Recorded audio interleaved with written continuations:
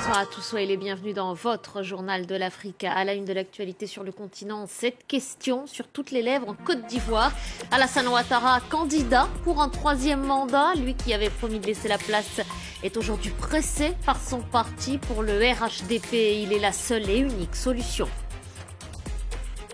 L'impasse toujours au Mali, aucun accord n'a pu être conclu entre l'exécutif et les chefs de la contestation. Dans la rue, le bras de fer se poursuit. Une nouvelle délégation est attendue sur place ce jeudi. On ira retrouver Erwan Cheikh à Bamako. Et puis l'Afrique du Sud, très éprouvée par l'épidémie de Covid-19. Plus de 5000 personnes ont été emportées par la maladie. Le virus se propage très vite sur tout le continent. L'Organisation mondiale de la santé se dit très inquiète. Il avait promis de laisser sa place à la jeune génération. Très clair sur la question, Alassane Ouattara n'était pas candidat à la présidentielle d'octobre prochain. Mais la disparition de son dauphin a rebattu les cartes. Aujourd'hui, de nombreux cadres du parti présidentiel, le RHDP, poussent pour un troisième mandat. Lui n'a encore rien confirmé. Thaïs Brook est à Abidjan pour France 24. Alassane Ouattara va-t-il revenir sur sa promesse de ne pas briguer un troisième mandat? En tout cas, les appels du pied des barons du RHDP se font de plus en plus insistants. D'ailleurs, plusieurs quotidiens ivoiriens ont fait leur une sur ce sujet ce lundi matin. Pour le porte-parole du RHDP, vu le temps imparti, c'est la meilleure option possible. Ce n'est pas parce qu'il n'y a pas de ressources humaines au sein du RHDP. Mais aujourd'hui, le temps est notre ennemi et nous devons faire vite.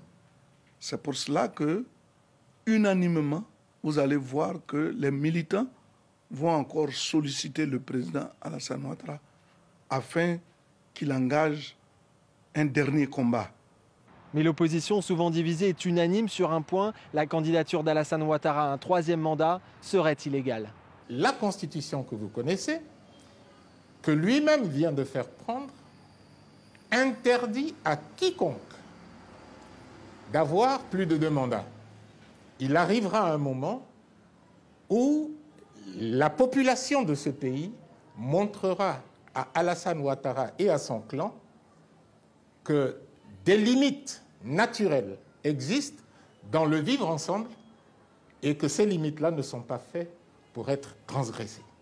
Cité par nos confrères de Jeune Afrique, Alassane Ouattara envisagerait de se représenter afin, je cite, de préserver la stabilité du pays. Mais le président serait toujours en train d'hésiter, en train de consulter. Verdict dans les prochains jours.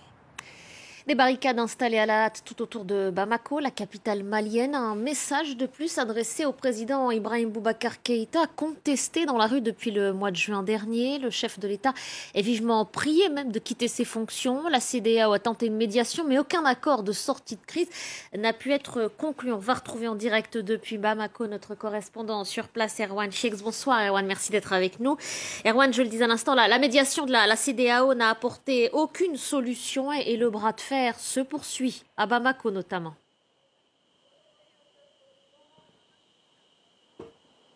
Bonsoir, effectivement, la médiation qui avait d'ailleurs prolongé de 24 heures son séjour ici à Bamako n'a pas trouvé d'accord pour une sortie de crise. La mission de la CEDEAO avait pourtant, à l'issue de ces concertations, émis un certain nombre de recommandations. Elle s'était notamment prononcée en faveur d'un remembrement de la Cour constitutionnelle, un remembrement rapide dans un cadre concerté, une nouvelle Cour qui serait chargée de réexaminer le contentieux électoral né des dernières législatives.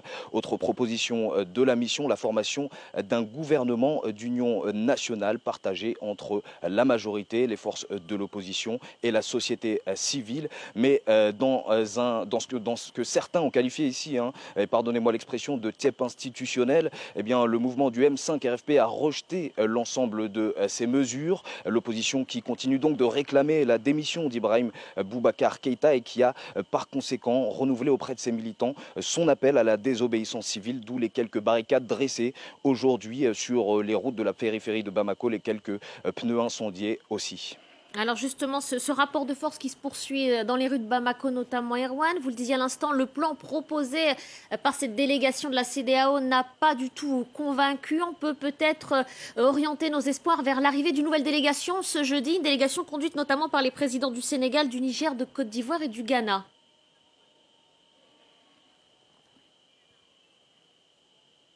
Oui, on sait que depuis le début de cette crise, des chefs d'État de la sous-région, comme le président Ouattara ou le président Issoufou, prêtent une oreille très attentive à ce qui se passe ici à Bamako. On sait aussi que certains de ces chefs d'État sont en contact régulier avec les deux parties. Alors, quel sera le plan qui sera proposé et amené dans les valises de ces 4 présidents? Sur quelle base les négociations se dérouleront-elles entre, d'une part, la médiation, le pouvoir et l'opposition?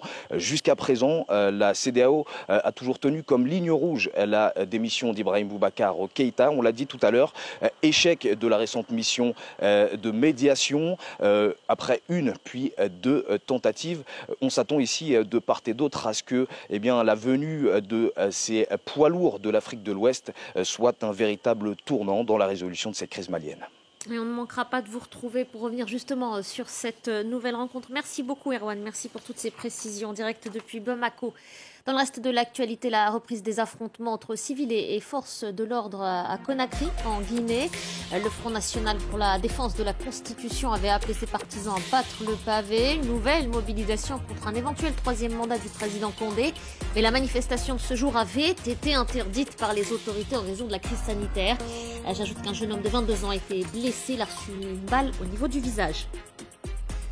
Le Parlement égyptien donne son feu vert à une possible intervention militaire en Libye. Le Caire prêt donc à soutenir sur le front Est les hommes du maréchal Haftar.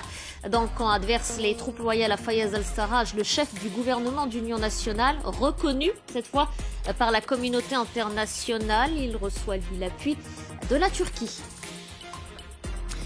Et puis l'ancien combattant de la guerre d'indépendance, Abdelmajid Chiki, désigné par le président Tebboune, vous voyez à l'instant à l'image, pour travailler sur les questions mémorielles avec Paris, une mission qu'il mènera aux côtés de l'historien français Benjamin Stora. Il faut affronter ces événements douloureux pour repartir sur des relations profitables aux deux pays. Ce sont les mots du président algérien.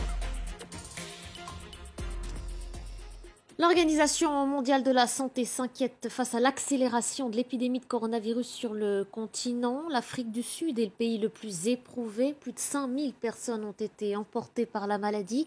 Depuis quelques semaines, un couvre-feu a été imposé à la population et le port du masque reste obligatoire dans l'espace public. Le directeur des situations d'urgence s'est exprimé un petit peu plus tôt. Je vous propose de l'écouter. L'Afrique du Sud connaît un événement très grave. Et cette crise que le pays connaît pourrait être reproduite à l'échelle du continent si des mesures urgentes ne sont pas prises pour fournir un soutien supplémentaire. Et nous l'avons vu dans d'autres régions. Parfois, cette maladie peut décoller très rapidement. Et parfois, dans d'autres situations, elle décolle plus lentement puis s'accélère. Et il est difficile de comprendre pleinement pourquoi. Je suis très préoccupé en ce moment par le fait que nous commençons à voir une accélération de la maladie en Afrique.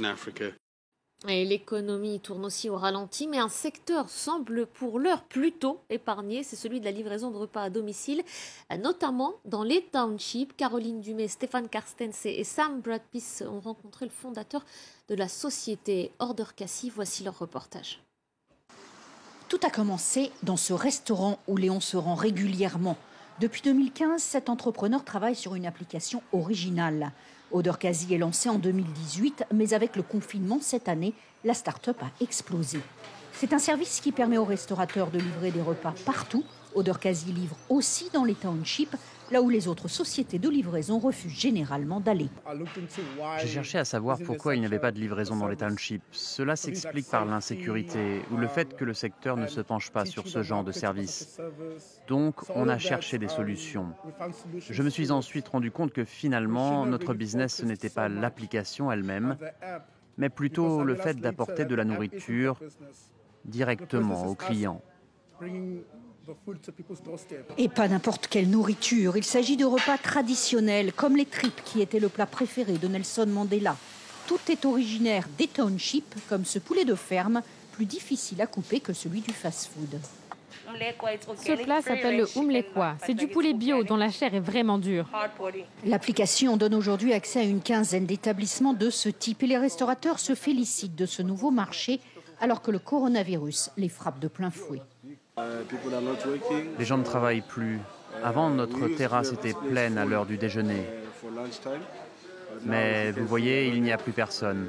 Avec ce système de livraison, au moins on peut continuer à travailler. Avec les restaurateurs, les chauffeurs-livreurs peuvent aussi continuer à travailler. La start-up livre pour l'instant dans un rayon de 50 km autour du Cap, la capitale parlementaire, mais envisage dès la fin de l'année de s'étendre à Johannesburg.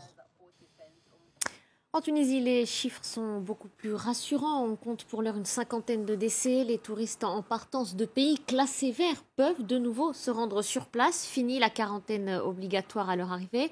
Un premier vol s'est posé d'ailleurs ce lundi. Les voyageurs portaient un masque et leur température a été vérifiée. Je propose d'écouter à ce propos le ministre du Tourisme. C'est vrai qu'on ne peut pas sauver toute la saison, mais on va tout essayer pour sauver une partie de la saison et surtout pour restaurer la confiance. C'est ça le plus important maintenant, c'est que les gens qui travaillent dans le tourisme reprennent confiance et y croient de nouveau. Et je crois que le but serait atteint avec l'arrivée de cet avion et d'autres prochainement. Allez, toute autre chose maintenant, direction Accra, au Ghana. On vous emmène pousser les portes d'une librairie un peu particulière. Passionnée de littérature africaine, Sylvia Arthur a ouvert il y a 3 ans sa propre bibliothèque. Plus de 4000 ouvrages mis à disposition. C'est une histoire racontée par Nicolas Germain. À l'intérieur de cette maison à Accra se trouve la bibliothèque de l'Afrique et de la diaspora africaine. Elle a été créée par Sylvia Arthur, qui l'appelle parfois la bibliothèque décolonisée. Avant, elle habitait au Royaume-Uni. Là-bas, Sylvia Arthur a remarqué que dans les librairies, la majorité des livres sur l'Afrique n'étaient pas écrits par des Africains. Cela lui a donné l'idée de ce projet. We talk of African diaspora writers, we're talking about African, African American, Caribbean, Black British, European, anywhere where there are people of African descent in the world, we have their books in this library.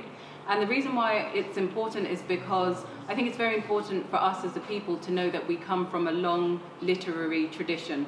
Cette bibliothèque a ouvert il y a 3 ans. Elle compte 4000 ouvrages provenant de presque tous les pays du continent. On y trouve des auteurs célèbres comme Chinua Achebe ou Mariam Abba, mais aussi des livres rares. Sylvia Arthur affirme que l'objectif de son projet est encore plus pertinent dans le contexte des manifestations mondiales autour de Black Lives Matter. It will always be important to showcase and highlight African and African diaspora writers. But I think now it's in sharp focus because of the protests that are going on, and that is a good thing from our perspective. But as I say, even after the protests are over, we will still be here. Ce n'est pas un hasard si cette bibliothèque s'est implantée au Ghana. Depuis son indépendance en 1957, le pays a toujours joué un rôle majeur parmi les intellectuels du continent. Et c'est la fin de votre journal de l'Afrique. Merci à vous de l'avoir suivi. Restez avec nous. L'information continue.